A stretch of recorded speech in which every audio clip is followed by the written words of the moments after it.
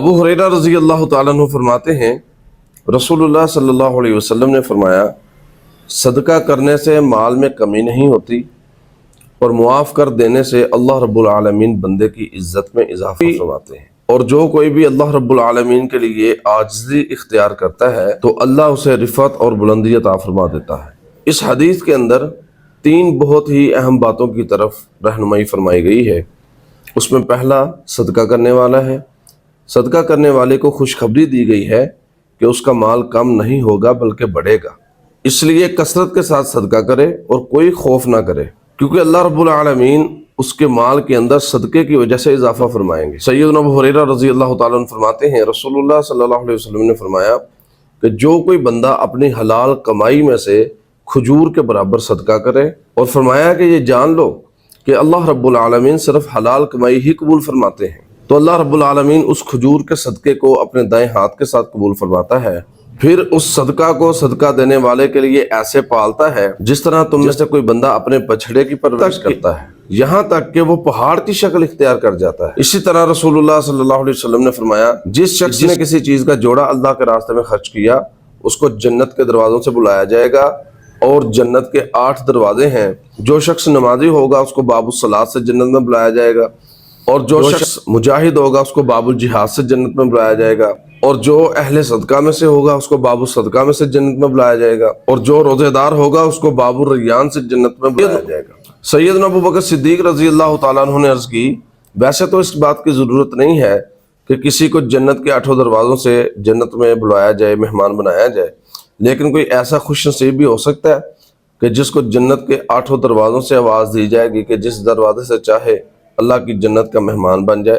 تو پیارے پیغمبر علیہ السلام فرماتے ہیں ہاں مجھے امید ہے کہ ابوبکر آپ انہی میں سے ہوں گے۔ مزید آپ صلی اللہ علیہ وسلم نے صدقہ کے فوائد کو بیان کرتے ہوئے فرمایا ان الصدقۃ لتطفئ غضب الرب، بلا شبہ صدقہ پروردگار کے غضب کو ختم کر دیتا ہے۔ اور اسی طرح پیارے پیغمبر علیہ السلام کا ایک اور فرمان ہے، آپ علیہ السلام نے فرمایا کہ انسان کی آزمائش اس کے خاندان، اولاد اور پڑوسیوں کی وجہ سے ہوتی ہے، تکفرها الصلاۃ والصدقہ والامر بالمعروف والنہی عن المنکر۔ پیارے پیغمبر علیہ السلام فرماتے ہیں اس آزمائش کا کفارہ نماز، صدقہ،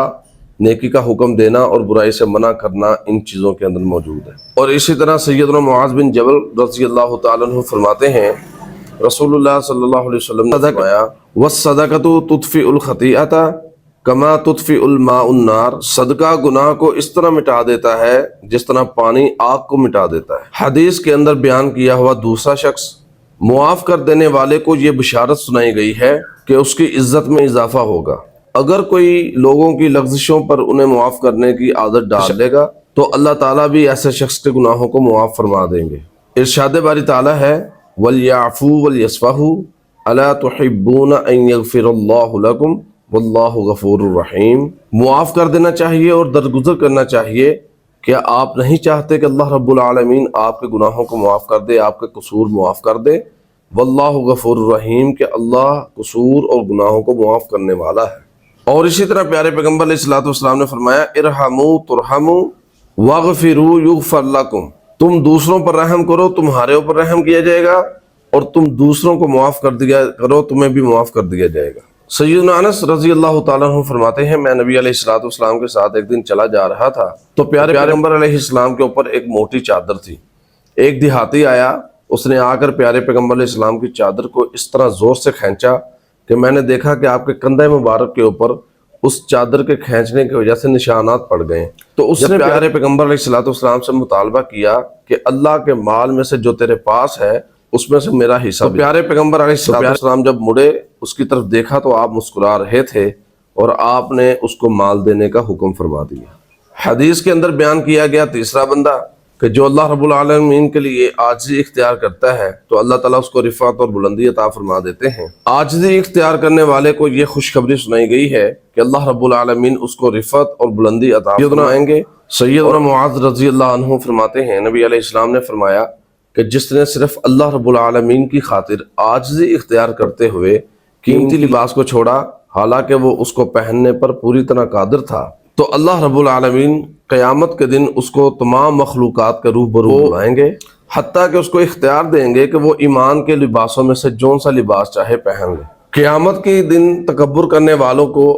چیونٹیوں کی صورت میں مردوں کی شکل میں پیش کیا جائے گا، یعنی ان کی شکل جو ہے وہ مردوں کی طرح ہوگی اور جسم اور جسہ جو ہے وہ چھوٹی چونٹیوں کی طرح ہوگا، اور ہر طرف سے ذلت اور خواری ان کو پوری طرح گھیر لے گی۔ پھر ان کو جہنم کے ایک قید خانہ کی طرف جس کا نام بولس ہے ہانکا جائے گا، وہاں آگ ان کے اوپر چھا جائے گی، اور دوزگیوں کا نچوڑ یعنی دوزگیوں کے جسم سے بہنے والا خون، پیپ اور کچا لہو ان کو پلایا جائے گا، جس کا نام طینۃ الخبال ہے۔ اللہ رب العالمین ہمیں ایسے لوگوں کے برے انجام سے محفوظ فرمائے، اور رب العالمین ہمارا انجام اچھے لوگوں کے ساتھ فرمائے۔